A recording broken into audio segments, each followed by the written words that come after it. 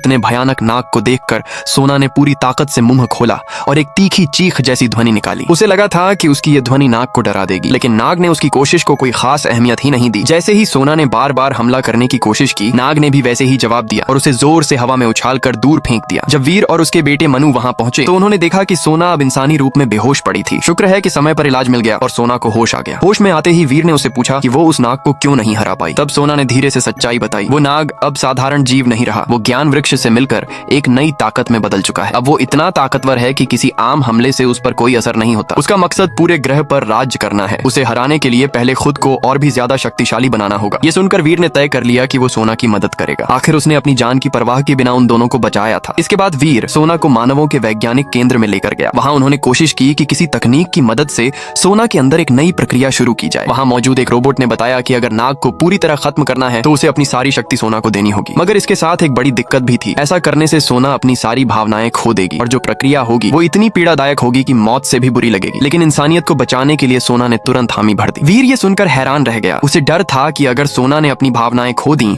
और भविष्य में उसका नियंत्रण छूट गया तो क्या होगा। पर अब सोना ने मन बना लिया था। उसने बिना झिझक के हेलमेट पहन लिया और वीर ने शक्ति स्थानांतरण की प्रक्रिया शुरू कर दी। थोड़ी ही देर में सोना की आंखों से भावनाएं गायब होने लगीं और वह पूरी तरह आज्ञाकारी योद्धा में बदल गई। फिर वह दोबारा उस विशाल नाग के पास गई और उसे चकमा देकर धरती के बाहर एक वीरान जगह तक ले गई। जैसे ही नाग ने हमला करने की कोशिश की, सोना ने एक घातक वार कर दिया। अगली ही पल पूरी जगह जैसे फट गई और वो हजारों साल पुराना नाग हमेशा के लिए खत्म हो गया। इस तरह इंसानियत पर आया संकट टल गया।